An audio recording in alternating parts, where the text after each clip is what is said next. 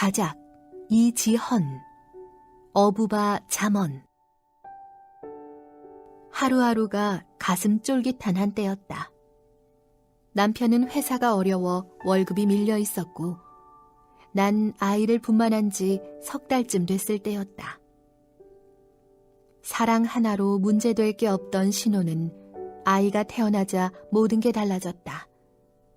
월급 통장은 벌써 바닥이 나고 마이너스 통장으로 하루하루를 버티고 있었다. 분유와 기저귀 값도 감당하기 버거웠다. 식당에서 아르바이트 자리라도 구하려 시댁에 아이를 맡기려고 갔는데 시아버지께서 한숨을 크게 쉬셨다. 아버님, 무슨 일 있으세요? 보은에 사는 형님이 오늘 이사하는 모양인데 노인네가 어찌 이사하려는지 모르겠다. 옆 동네라 손수레로 조금씩 한다는데 그게 어디 쉽니? 돈 아끼려다 사람 다치면 큰일인데. 보은에 사시는 남편의 큰아버지는 80을 넘기신 분인데 자녀들과 왕래가 끊겨 어려운 중에 이번에 사시던 집을 팔고 옆 동네 폐가를 고쳐 들어가서 살려고 한다는 이야기였다. 아이를 맡기고 나오는 내 발걸음이 무거웠다. 마침 남편한테 전화가 와서 자초지종을 얘기했더니 시간을 낼 수 있다며 같이 가보자고 했다. 내 코가 석자라 선뜻 내키지는 않았지만 입동이 지난 추위에 두 분이 고생하실 걸 생각하니 마음이 급해졌다. 대충 일복을 챙겨 남편과 함께 보은으로 향했다. 차 안에서 우린 서로 아무 말도 없었다. 겨우 분유와 기저귀 살 돈밖에 없었지만 우린 마음이 뜨거웠다. 힘이 되어드려야 한다는 그 생각만 앞섰다. 큰아버지는 화등잔만큼 놀란 눈으로 우리를 맞았다. 벌써 두 노인네가 짐을 옮기고 있었다. 남아있는 짐을 우리 차로 몇 번 나르다 보니 이사가 거의 끝났다. 근데 짐만 옮겼을 뿐 그 폐가는 너무 형편없었다. 동네 분들의 도움으로 거의 공짜로 얻게 된 집이라고 하셨지만 버티고 서 있는 게 신기할 정도였다. 오랫동안 비어있던 집이라 온전한 데가 한 군데도 없었다. 하루에 손볼 일이 아니었다. 남편은 오늘은 전기 배선과 도배를 하고 내일은 장판을 깔고 청소를 하자고 했다. 옥천에서 보은까지 와야 하는 일이었지만 연로한 두 분에게 맡기면 언제 끝날지도 모를 양의 일이었다. 남편은 나를 보고 우리가 마무리하자, 여보. 이제 겨울인데 더 미룰 수도 없잖아. 오늘은 같이 일하고 내일은 나만 와서 하면 될 것 같아. 남편은 나를 배려했지만 난 끝까지 같이 할 생각이었다. 먼저 안채에 있는 큰 방 도배부터 하기로 했다. 큰아버지는 사랑방을 고쳐 불을 떼고 머무르면서 안채를 고칠 생각이셨다. 우선 사랑채에 딸린 굴뚝이 깨져 있어 그것을 고쳐 따끈하게 방을 데웠다. 두 분을 좀 쉬게 하고 우린 읍내로 나왔다. 가지고 있던 돈을 탈탈 털어 벽지와 장판을 샀다. 내일을 걱정하며 망설일 이유가 없었다. 남편과 나는 안방에 들어가 낡은 벽지를 뜯었다. 먼지 속에서 벽지를 다 뜯어내고 장판을 거들 차례였다. 남편과 양쪽 끝을 잡고 장판을 들추었는데 깜짝 놀랄 일이 벌어졌다. 장판에 날띠 낡은 10,000원짜리 지폐가 덕지덕지 붙어있는 거였다. 얼마나 오래되었는지 몇 장은 나달나달 달아 쓸 수가 없었고 나머지를 세어보니 20만 원이었다. 우린 서로를 번갈아 보며 어리둥절하다가 바로 공범이 되었다. 점유자인 큰아버지께 알리지도 않았고 동네 사람들에게 물어 이전 주인을 찾지도 않았다. 돌아가신 분이라면 그 자제분을 찾아서라도, 아니 유실물 습득으로 경찰서에 맡겨야 했지만 우린 그냥 눈짓 하나로 돈을 얼른 주머니에 넣었다. 아마도 하늘나라로 가신 그 옛날 노인이 장판 밑에 돈을 넣어두고 깜빡 잊고 돌아가신 것 같았다. 다시 돌아오실 일 없는 저기 멀리 하늘에 계신 분이 빈 주머니를 보시고 좋은 일에 쓰라고 슬쩍 찔러둔 거라는 변호를 하며 돈을 챙겼다. 장판에 들러붙은 돈의 상태가 얇아서 조심조심 뜯었다. 뜻하지 않은 횡재에 일에 가속도가 붙었다. 남편은 그 즈음 도배를 틈틈이 배우고 있어서 일하는데 많은 보탬이 됐다. 옛날 집이라 벽이랑 천장이 울퉁불퉁해서 둘이서 하루 꼬박 걸려 겨우 도배를 끝낼 수 있었다. 우리가 힘들까봐 큰아버지와 큰어머니는 연신 그만하라고 하셨다. 남은 일은 천천히 하면 된다며 우리들의 귀가를 서두르셨다. 남편은 대충 방을 정리하고 큰아버지의 손을 잡고, 큰아버지, 오늘은 여기까지 하고 내일 와서 마무리할게요. 마침 제가 요즘 회사 일이 한가해서 시간 낼 수 있어요.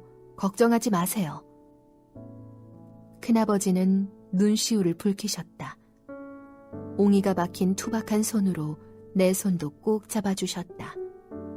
괜찮다며 웃어 보이면서.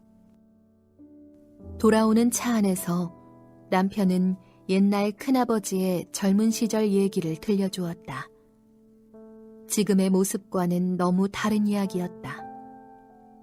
자녀들의 왕래가 끊긴 노인들의 쓸쓸한 말년은 잎을 떨군 겨울 나목 같다는 생각이 들었다.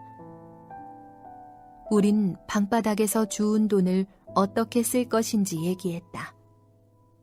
남편은 지금 당장은 큰아버지께서 원래 살던 집을 파셨기 때문에 돈을 안 들여도 괜찮을 것 같다며 오늘 산 장판을 내일 조금 더 좋은 것으로 바꾸자고 했다. 우리가 가진 돈에 맞추다 보니 장판 두께가 마음에 들지 않은 모양이었다. 페인트도 사서 칠도 해야 할 것 같다며 우리가 할 수 있는 일이 더 늘어난 것에 좋아서 어쩔 줄 모르는 표정이었다. 얼른 돈을 주머니에 챙기던 그 남자 맞지? 자꾸만 웃음이 비어져 나왔다.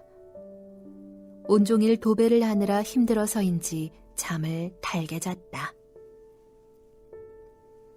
다음 날 우린 일어나자마자 아이를 맡기고 보은으로 향했다. 한달음에 달려 나오신 큰아버지는 우리를 기다린 눈치셨다. 도배한 방에 들어가니 벽지가 잘 말라 새방 냄새가 났다.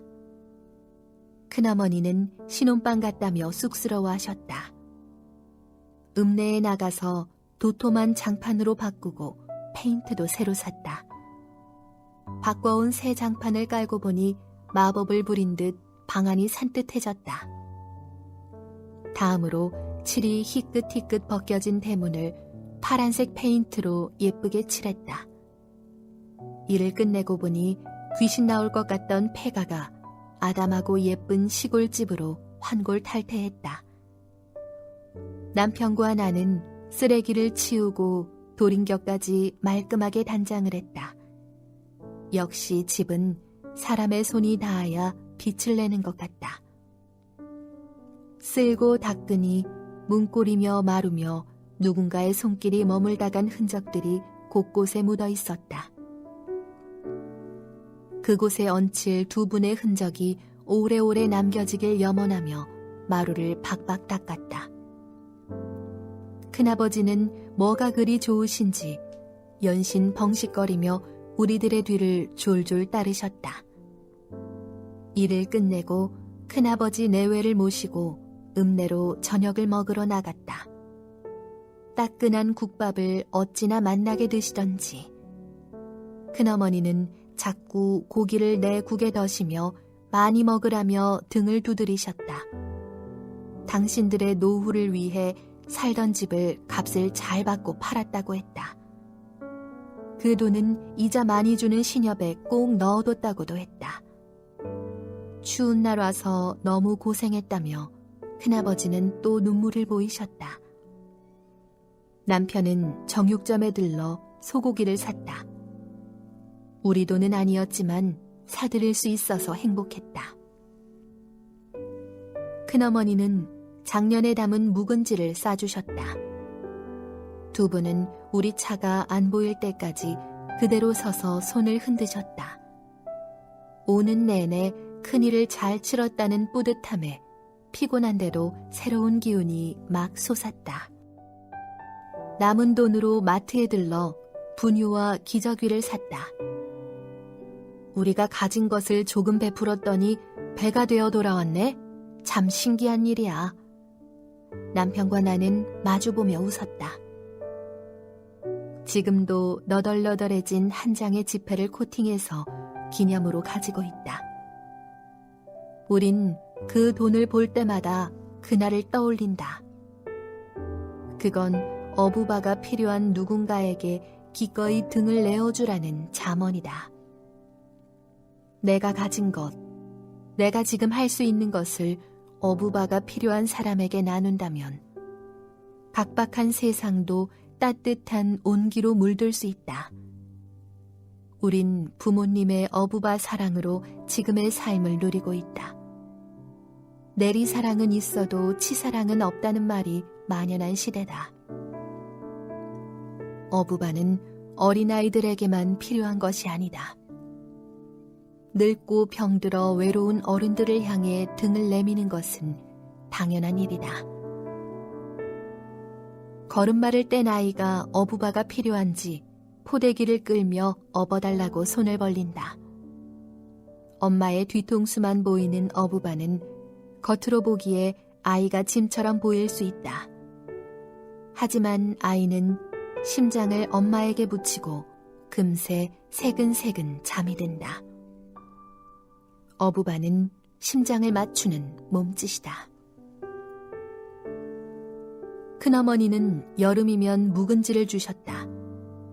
어른들은 신김치보다 겉절이를 좋아하셔서 겉절이를 담아다 드리고 남편이 좋아하는 묵은지를 가져왔다. 남편은 김치찌개를 먹다 말고 밥숟가락을 놓더니 전화를 한다. 김치에 뭘 넣어서 이렇게 맛있어요? 큰어머니 김치가 너무 맛있어서 돼지 됐어요. 전화기 너머로 호호 웃으시는 소리가 들린다. 금방 또 찌개를 개걸스럽게 먹는 남편을 보며 별거 아닌 일로 전화할 거리를 만드는 짓이 얄밉게 예쁘다. 계절이 바뀔 때마다 큰아버지 집에 들러 손볼 곳은 없는지 살펴드린다. 큰아버지는 두고두고 시아버지와 전화기를 붙들고 우리를 칭찬하신다. 어른들의 칭찬은 기도다. 우리를 위해 안녕을 비는 간절함이고 마음을 다한 축복이다. 남편의 밀린 월급이 한꺼번에 나왔고 회사는 위기를 극복하고 안정을 되찾았다. 우리도 그때 누군가의 어부바가 필요한 시기였다. 잠시 누군가에게 업히고 싶을 때가 있다. 심장이 따뜻하게 닿아 맞드는 마음이 전해지면 다시 힘을 얻어 가뿐히 등에서 내려 걸어갈 수 있다. 업혀본 사람은 안다. 지금 누구를 업어줘야 하는지.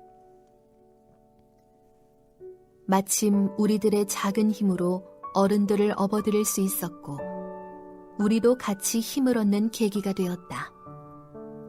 무관심이